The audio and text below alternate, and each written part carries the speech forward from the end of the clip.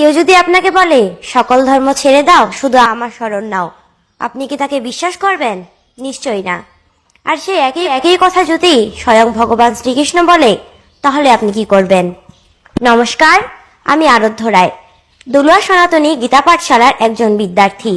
আজকে আমরা আলোচনা করব শ্রীমদ্ ভগবত গীতার অষ্টাদশ অধ্যায়ের ৬৬ নম্বর শ্লোকটি, যাকে বলা হয় গীতার সর্বগুহ্যতম বচন। সর্বধর্মান পরিত্যজ্য মামেকাং শরণং ব্রজ, অহম তৎ সর্ব পাপেভ্যো মোক্ষয়িষ্যামি মা শুচ। অর্থাৎ, তুমি শুধু সকল ধর্ম ছেড়ে দিয়ে আমার শরণ লও, আমি তোমাকে সকল পাপ থেকে মুক্ত করব, শোক করো না। এই শ্লোকটি শুনে স্বাভাবিকভাবে আমাদের মনে প্রশ্ন জাগতে পারে, ভগবান শ্রীকৃষ্ণ কি সত্যিকার অর্থে আমাদেরকে সকল ধর্ম ছেড়ে দিতে বলেছেন? না, আমরা একটু আগে গেলেই বুঝতে পারবো। আমরা যদি তৃতীয় অধ্যায়ের ৩৫ নম্বর শ্লোকে দেখি, তাহলে আমরা সেখানে দেখতে পাই, শ্রেয়ান স্বধর্ম বিগুণা পরধর্ম স্বনুষ্ঠিত। অর্থাৎ, গুণহীন স্বধর্মও উত্তম রূপে পালিত পরধর্মের চেয়েও শ্রেষ্ঠ। তাহলে কি ভগবান নিজেই নিজের কথার বিরোধিতা করেছেন? আসলে তা না। এখানে ধর্ম শব্দটি একটু ভিন্ন রূপে ব্যবহৃত হয়েছে।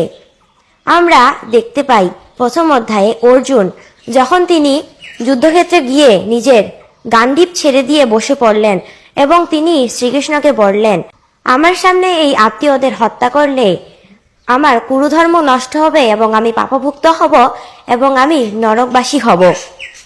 শুনতে কিন্তু কথাগুলো ধর্মীয় কথার মতনই লাগছে, তাই না?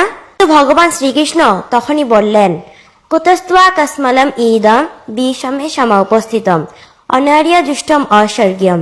অর্থাৎ, অর্জুন, তোমার মধ্যে এই ভ্রান্ত ধারণা কোথা থেকে এলো? এগুলো অনার্যের সমান।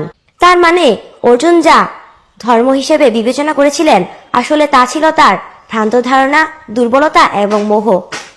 এর মূল অর্থে আমরা বলতে পারি, ভগবান শ্রীকৃষ্ণ এখানে বলেছেন যে আমাদের সেই ভ্রান্ত ধারণা অর্থাৎ সেই ভ্রান্তি, মোহ এবং দুর্বলতাকে পরিত্যাগ করা উচিত। তাহলে আমার শরণ নেওয়া মানে কি? তার মানে কি শুধু পত্রপুষ্প দিয়ে পূজা করা? আমরা দেখতে পাই অর্জুন যখন এই গীতার বাণী পেয়েছিলেন, তখন কি তিনি পূজা করার জন্য বসে পড়েছিলেন? না, তিনি যুদ্ধ করার জন্য উঠে দাঁড়িয়েছিলেন। তাহলে এর সারাংশ কি?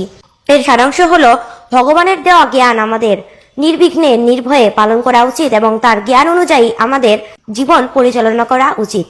এটাই জ্ঞানের সর্বগুহ্যতম বার্তা এবং এটাই জ্ঞানের সর্বশ্রেষ্ঠ বাণী। নমস্কার, জয় শ্রীকৃষ্ণ। আলোচনাটি ভালো লাগলে অবশ্যই শেয়ার করবেন, যাতে অন্য মানুষেরাও এই গীতার জ্ঞান লাভ করতে পারে।